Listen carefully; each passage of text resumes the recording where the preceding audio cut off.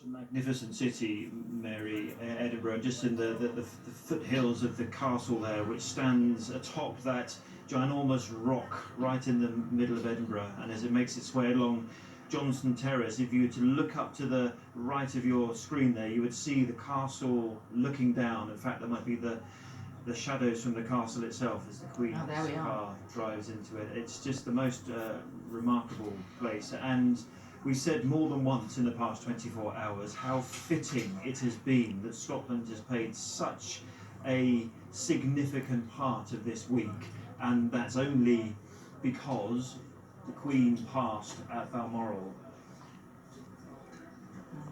Beautiful blue skies. I lose count of the number of Scots I met yesterday who said this weather isn't very Scottish, but it's weather we need. Could not be better for what Scotland has given the Queen right now. Well, yesterday you were calling it challenging weather, which drew some amusement from the citizens of Scotland that I was staying with. That was not challenging. It was a breath of wind, wasn't it?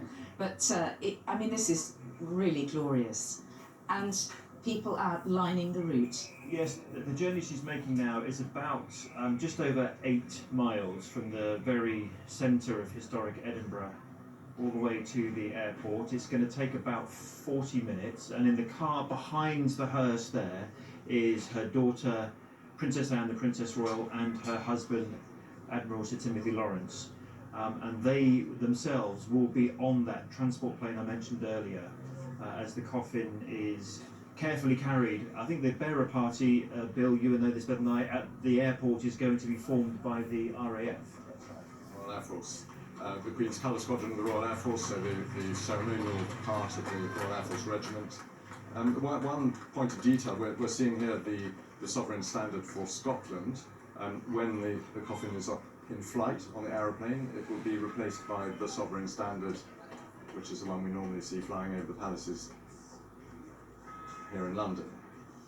I think, if my memory is right, we're coming up to Princes Street at the top of the screen there, which is the famous shopping street in Edinburgh, which actually, as much as it's pretty old, it's called the New Town in Edinburgh, and where the streets are named after Hanoverian kings. So you've got George Street.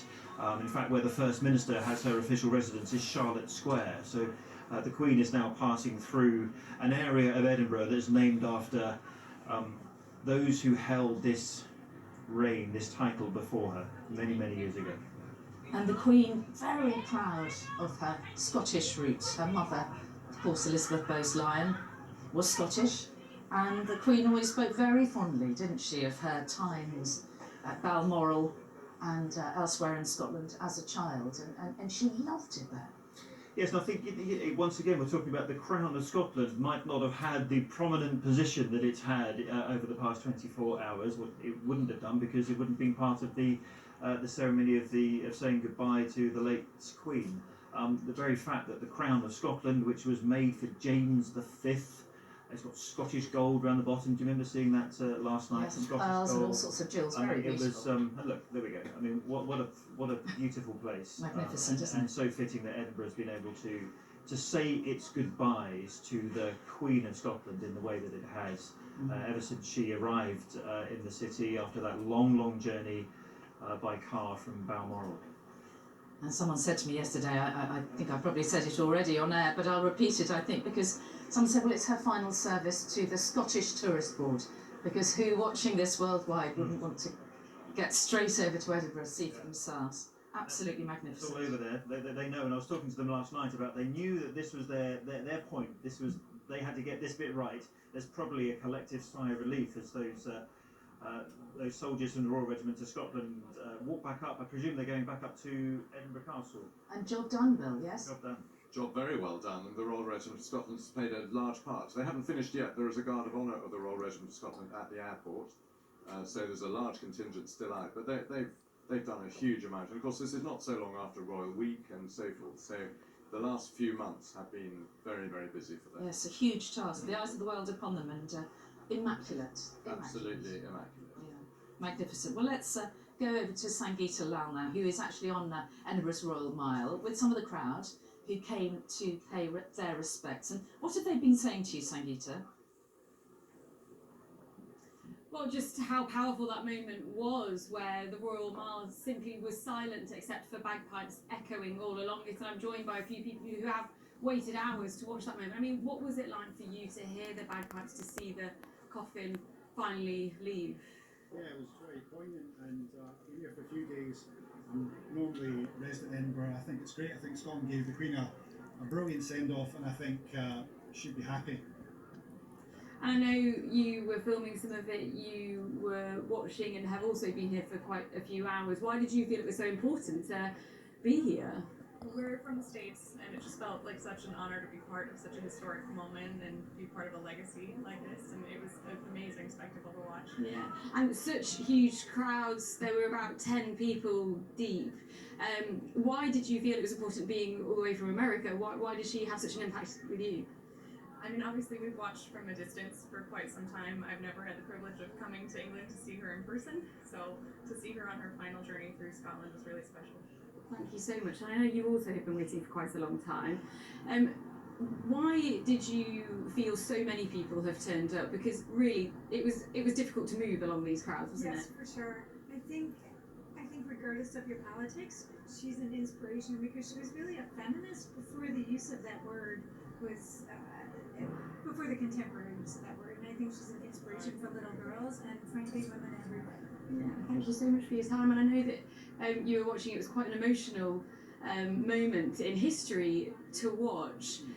How did you feel when her coffin was leaving, the bagpipes were performing their ceremony, and actually she left and went out of view? Yeah, it was just like great to be here because it's a moment in history, and it's such a historic city anyway, Edinburgh, but it just adds to it, doesn't it? And just another chapter of this famous city. It's just fantastic. I think the Queen, because she was obviously strong Scottish connections, her mother was Scottish, so I think she'd love it. She'll hopefully up there watching, yeah. And a real moment to reflect on what's happened over the past few days, actually, and to do that together with complete strangers who now have a shared bond over this shared experience, which I think has been one of the most beautiful things, actually, about so many people coming together, united, actually, in that grief and that shared sense of loss. Thank you so much for all of your time. And the crowds are beginning to disperse now. It's been a huge event to manage. So many police and officials have been standing by for what has been a fairly calm atmosphere, calm and silent most of the time, to be honest. Different to yesterday, there was more singing and cheering and a sense of a celebration, but today I think it's been much more a sense to reflect on the Queen as she left Edinburgh for the last time.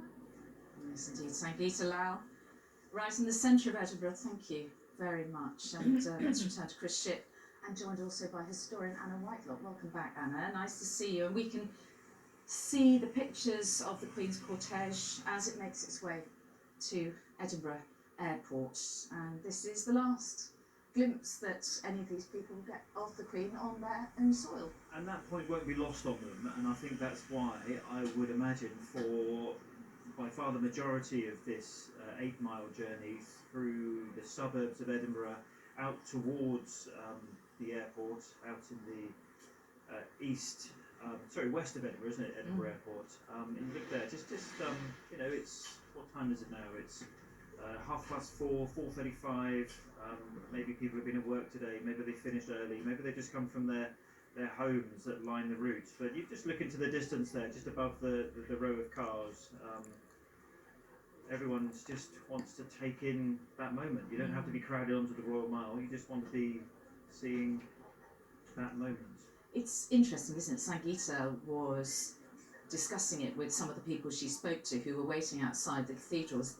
The idea of the Queen as a unifying force. And what is it about that, Anna, do you think? Because that does seem to be what we have seen and are still seeing.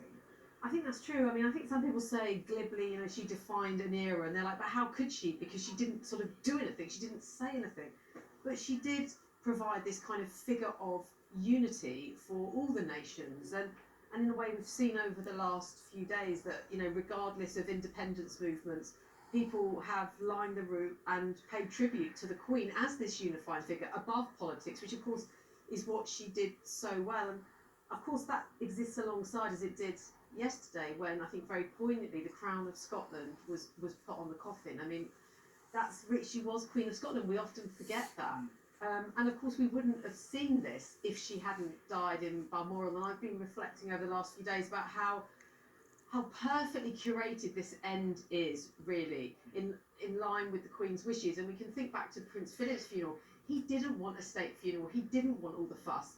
And as it was in the pandemic, and it had to be very pared down. Here, I think the Queen, first of all, she was involved in all of these preparations, not because she wanted it to all be about her as such, but she did want it all to be about the office of monarchy. And we should look here, the coffin being brought out. These are the last glimpses of this Queen of Scotland, and of course we don't know when there will be the next Queen of Scotland. We're looking on to Prince George's children. So yes, it's definitely it feels like a moment in history, and again we talked about this yesterday and indeed the day before, and without wanting to go over the same ground again, it does feel like living history, doesn't it? All of those illustrations that we've seen in textbooks as children, or dusty sort of tomes that we've looked at, I think that's sometimes, we often think of the past as being a distant land, and then at the moment, these days are when the past and the present are right up against each other. We saw the proclamations just as they were hundreds of years ago, and we're going to see that, in the next few days with the funeral. And I think, that's the remarkable thing. And that square you're seeing there, West Parliament Square, just at the top of halfway up the Royal Mile, say, just opposite the west door of the cathedral there is the French consulate. And I was just looking up at it last night, and there was the French tricolour and the EU flag both fluttering at half-mast above the French consulate. And again, it was a reminder.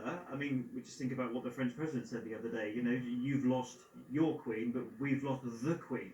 And it's just a reminder that this is an international news story. I mean, you just got to look around here in Buckingham Palace. These row of broadcast positions that we're in, I've got Australians and Canadians and Americans, and this is an international news story, and it's a reminder that she was an international figure, not just our queen, but perhaps you could say the queen of the world, and many people have used that phrase recently as well. And she was, she made global Britain, a thing. She was the ultimate figurehead for global Britain. She was the most famous woman in the world, and heads of state from wherever would want to come and see her. And I've been plagued with press inquiries from Iran to Iceland to Brazil. I mean, all the world's media. When I say to them, "Is this really a big story with you?" and they're like, "There is no other story. This is It's just fascinating, isn't it? And of course, we will see a lot of those world leaders on Monday the 19th at the state funeral, which is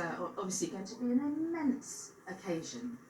And you think about the planning that's going on. We might be focusing on the movements of the Queen's coffin at the moment, and of course there'll be another significant move tomorrow when she goes to Westminster Hall. But think about the planning that's involved for getting Joe Biden in, and the French president, and some members of European royal families and Middle Eastern royal families, and the protocol, the security, and all Prime of Ministers that. from Australia, from all the realms, 14 realms. All the Commonwealth countries. There are 54 of those. Just think about the logistics that are currently going in for this moment. When I keep saying the country will come to a standstill, because all the shops, and many shops have said that they will close for the duration of Monday the 19th. It's not wrong to say that parts of the world, many parts of the world, have come to a standstill as well as the state funeral happens. Well, interesting, the shopkeepers along Princess Street and the Royal Mile yesterday, crowds of people outside, but they said, well, no one's coming into the shops. So no one was actually there spending money. They just wanted to be there to witness it, to absorb it, to feel part of it. Well, they're there now, so hopefully Yes. now the Queen's left and is on her way. Perhaps they'll go and spend some money in the shops now. And, press is spending a lot of money on Yes. coffee make at the them happy. moment.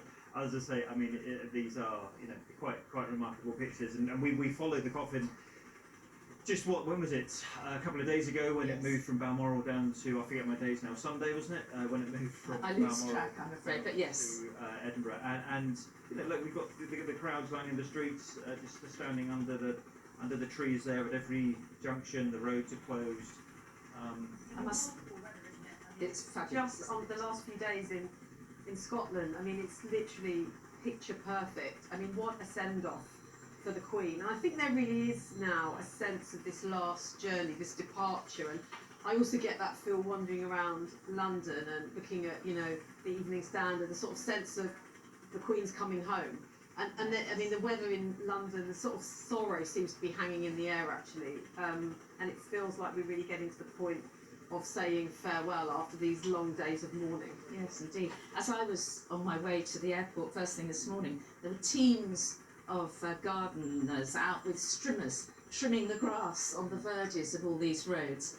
They wanted it to look right for the final journey. I was just going to say, I mean, that's what we have to sort of remember here is this is still a royal body. It is still a queen who is still a royal majesty. And, you know, yes, it's out of respect for who she was, but the office is still there. At the moment, we have these two royal majesties, King Charles and the late Queen, and it's not until the funeral that final ceremony of sort of de-investiture and when she's finally laid to rest, this moment is over. And so all the respect, so the making sure the grass is perfectly cut, just as you would if the Queen in life was walking past. And that's what, I mean, bizarrely, in centuries ago, there would have been a wooden effigy, a lifelike effigy on top of the coffin to remind people of the fact that there was this majestic body inside. They feel quite modern with the movement of the cars, but actually these are, again, age-old rituals. And very much tied in, and you and I talked about this a couple of days ago, with the idea of faith and the Queen as leader of the Church of England and the holy oil with which she was anointed at the coronation. It's all deeply symbolic and very faith-based, isn't it? It is. I mean, I've been thinking a lot and tweeting a bit about the royal body, because this is really important. At the coronation, the royal body is anointed, the body natural of the person pre-coronation, and then in the coronation they become this anointed monarch. And the Queen took that really seriously. She was serving God. She was God's representative on earth. That was very, very clear. She had this simple idea of her own faith. And what was kind of remarkable in this sort of late 20th century, 21st century age is that people revered her body. If you remember the sort of uproar when Michelle Obama put her hand on the royal body, that's like this medieval idea that there is a holy quality. And in fact, in ages gone by, the monarch could actually touch and cure for scrofula because of the fact that they were this quasi-priestly quality. All these ideas about the mystique of the royal body, the spiritual quality of it. Now we're having people kissing the king outside Buckingham Palace, so things Yeah, are kind of a at little bit times different have now. changed. It's But times have the changed. Queen was, well, she was pure class, wasn't she? I remember when Michelle Obama put her arm round her, the Queen put her arm round I didn't Buckingham. realise that until yesterday. I looked up that photograph because I was reflecting on the royal body, and it was the first time that I'd seen this lovely, gentle arm. And it's as if the Queen felt that was the most natural thing in the world. And you just wonder, all the other times where no one did touch her, maybe she would have liked an arm around her occasionally. Or maybe she just didn't want Michelle Obama to Yeah. feel embarrassed. Yeah. And it is a very charming photograph. That Michelle Obama is about 2 foot taller than the Queen as well. Very nice. Looking at these pictures, this is Queensferry Road, which is a long road out of Edinburgh towards the airport, making its slow and very careful journey. I mean, ordinarily at this time of day, this is one of the main roads in and out of Edinburgh from the crossings, the Queensferry crossing, of course, that she herself went over in that hearse on Sunday. And I don't think anyone will mind one